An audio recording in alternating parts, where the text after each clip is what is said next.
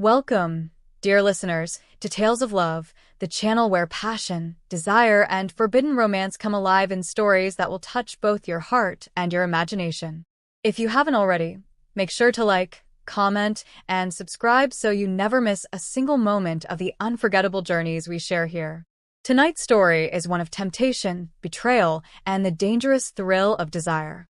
We call it The Midnight Chauffeur Oncoming Taxi Fire, a forbidden late-night affair of lust, desire, and betrayal. She had been married for years, long enough to know the rhythm of routine, the familiarity of comfort, and also the dull ache of being unseen. Her husband was successful, always traveling, always working late, his presence at home more like a shadow than a man she once dreamed of. She had learned to accept it, to live with the quiet loneliness. But there was someone she always saw. Someone who was there in silence. The driver. Her husband's chauffeur, Michael. A man who had always been polite, professional, and discreet. He never said more than he needed to, his dark suit always pressed, his voice deep but soft, his eyes hidden most of the time behind the reflection of the rearview mirror. She had never thought of him in that way until that night. It was late, past midnight. Her husband had called, telling her to send the driver instead. He wouldn't be home until morning. So she waited in the foyer, slipping into a black dress, not for him, but for herself. She wanted to feel alive. When Michael pulled up, the sleek black car gleaming under the streetlights, she felt a sudden rush of awareness. He opened the door for her, his hand steady, his gaze just a little too long on hers. A simple look. Nothing more. Yet it unsettled her. The city was quiet that night. The hum of the engine filled the silence between them. She leaned back against the leather seat, crossing her legs, feeling his eyes on her through the rear-view mirror. At first, she thought she was imagining it. But then their gazes locked. Just for a second. Enough to make her stomach flutter. She smiled faintly, testing him. His jaw tightened. He looked away. But the air inside the car had already shifted. For the first time, she wondered what it would feel like to break the silence. To lean forward. To touch his shoulder. To let herself give in to the dangerous thrill of being noticed. And when he finally spoke, his voice low, his tone warmer than usual, it was the beginning of something she knew could never be undone. The city slipped by outside the tinted windows, neon lights flickering against her skin as she shifted in her seat. The silence between them wasn't awkward, it was charged. Every hum of the tires on the asphalt, every red light, every stolen glance through the mirror carried weight. She caught herself biting her lip. Why was she so aware of him tonight? He had driven her dozens of times before, yet something about the way his eyes lingered now felt different. More dangerous. "Long night, ma'am," he finally asked, his voice breaking the silence. She smiled faintly at the formality. "You can call me Claire," she said softly. Her own words surprised her. She had never asked him to before. "Claire," he repeated, and her name sounded different in his mouth. More intimate. Less distant. Her chest tightened. She leaned forward slightly, closing the space between them, her perfume drifting forward. "And you? Do you ever get tired of driving around at these hours?"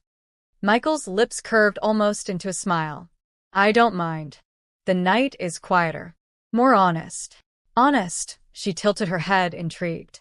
His eyes flickered to hers in the rearview. People say things in the dark they'd never say in the daylight. Her pulse quickened. She could have laughed it off, teased him, but instead she held his gaze in the mirror. That unspoken current between them tightened, like an invisible string pulling her closer. She shifted again, her dress riding up just enough to reveal the soft curve of her thigh. She noticed the way his fingers tightened slightly on the wheel, the way he swallowed, pretending to stay focused on the road. That small reaction sent a shiver through her. "Did you always stay this quiet?" she asked, her voice a whisper now. Michael exhaled slowly. "Not always. Only when I need to." "And now?" she pressed, her lips curving with challenge. His eyes found hers again in the mirror. "Now, I'm trying very hard not to say the things I'm thinking." Her breath caught. Heat rushed through her body at the raw honesty in his tone. She leaned forward, resting her hand lightly on the back of his seat. "Maybe," she whispered. "I'd like to hear them." The car slowed at a red light. For the briefest moment, the city seemed to pause with them. His grip on the wheel tightened again, his knuckles pale, but his eyes in the mirror betrayed him, dark, intense, hungry. He turned slightly, just enough for her to see his expression over his shoulder. "If I start, Claire," he murmured, his voice low and rough, "I won't be able to stop." Her lips parted, her heart hammering against her ribs. "Then don't stop." The light turned green, and the car rolled forward again, but nothing between them was the same. The air was heavier, the space alive with unspoken desire. She sank back into her seat, her body tingling from the electricity sparking between them. Every stolen glance, every shift of his shoulders, every brush of his hand on the gear made her ache with anticipation. The night was only beginning, and she knew, without doubt, that she was already too far gone to turn back. The city lights blurred into streaks of gold and white as they drove deeper into the night. Claire's pulse hadn't slowed since that moment at the red light, when Michael's voice had turned from careful restraint to something dark, something hungry. She couldn't stop watching him. The broad line of his shoulders beneath his suit, the strong curve of his jaw, the way his hands gripped the wheel as if he were holding back more than just the car's speed. "Michael," she said softly, testing the sound of his name on her tongue. His eyes flicked to hers in the mirror again. "Yes." "Where do you go after this?" "After you drop me off." He hesitated. "Home." "Alone," she pressed. There was a pause. His lips curved into something that wasn't quite a smile. "Yes." "Always alone." Her breath quickened. It wasn't just his answer, it was the way he said it. Simple, raw, and full of a loneliness she suddenly recognized. A loneliness that mirrored her own. The silence thickened, heavier now, filled with everything they weren't supposed to say. She felt her body move before her mind caught up, her hand sliding forward again, this time grazing the sleeve of his jacket, where his arm rested on the console. He tensed instantly, his jaw tightening, his breath catching almost imperceptibly. "You shouldn't," he murmured. She leaned closer, her lips just inches from his ear. "Neither should you." The car slowed as he pulled into a quiet street, the kind lined with trees that cast shadows across the pavement. He eased the car to the curb, shifting it into park. For a long moment, neither of them spoke. Claire's hand lingered on his arm, her fingers brushing the rough fabric of his jacket. Her heart was racing, her body thrumming with an energy she hadn't felt in years. Michael finally turned his head, his eyes locking on hers. Up close, without the barrier of the mirror, the intensity of his gaze nearly stole her breath. "You don't know what you're asking for," he said hoarsely. Her lips curved in a faint smile. "Then show me." Something inside him broke then, the iron wall of professionalism, the years of silence and restraint. His hand reached back, covering hers, gripping it tightly. His skin was warm, his touch firm, and the moment his fingers closed around hers, she knew she had crossed a line she could never step back from. The world outside the car no longer existed. There was only the two of them, locked in the charged air of the leather-scented interior. He lifted her hand slowly, almost reverently, and brushed his lips across her knuckles. A gesture so simple, yet so intimate it sent a shockwave of heat through her entire body. Claire inhaled sharply. Her free hand rose to his shoulder, trembling as she touched him, feeling the strength beneath his suit.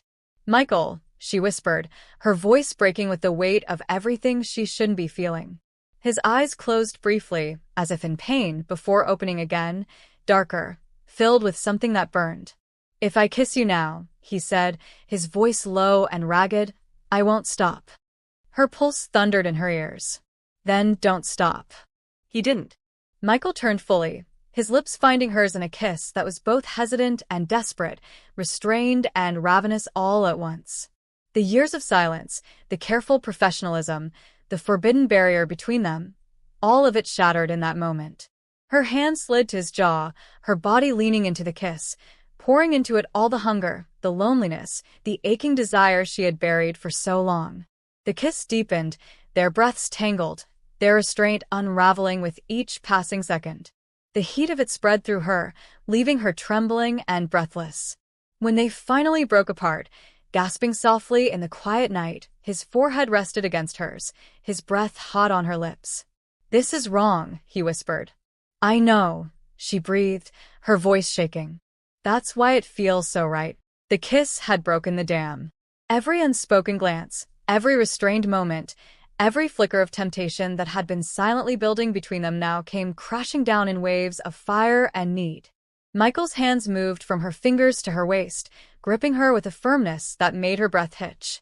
Claire leaned closer, her lips finding his again, their kiss deeper, hotter, no longer tentative, but wild with the hunger of two people starved for touch.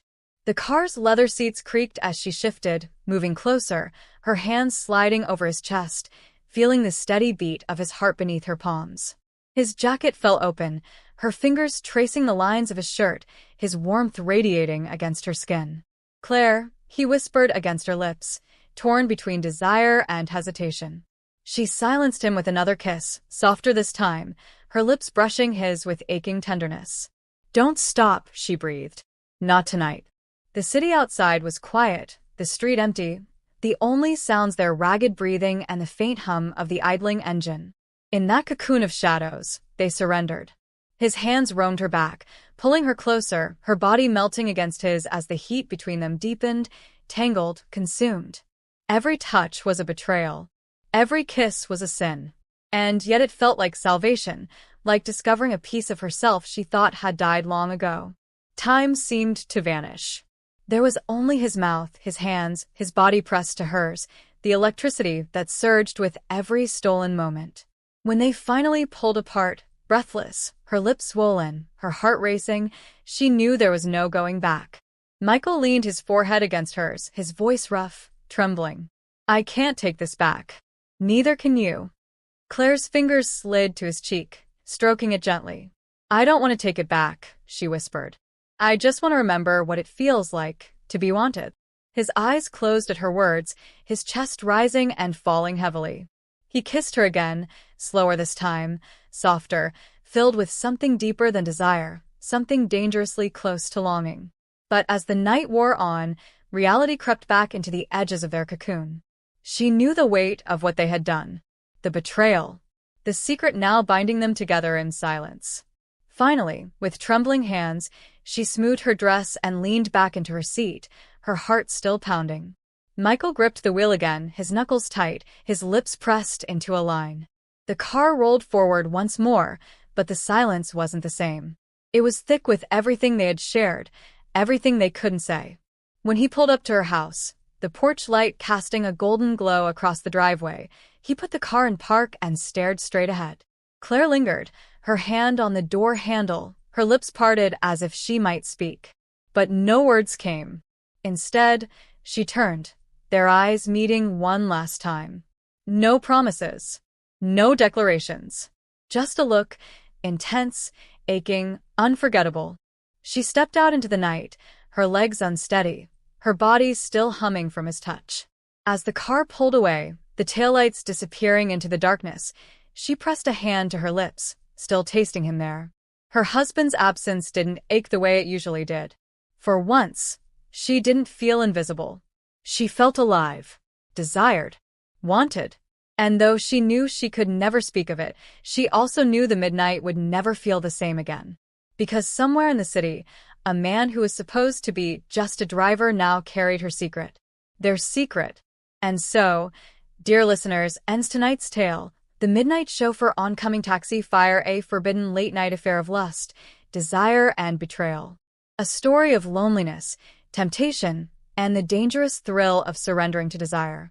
If you felt the passion, the heartbreak, and the forbidden chemistry of Claire and Michael, don't forget to like, comment, and subscribe to Tales of Love for more stories that will captivate your heart and ignite your imagination. Because sometimes love is sweet and sometimes it's sinful. But it's always unforgettable. And she carried his kiss like a fire in her veins.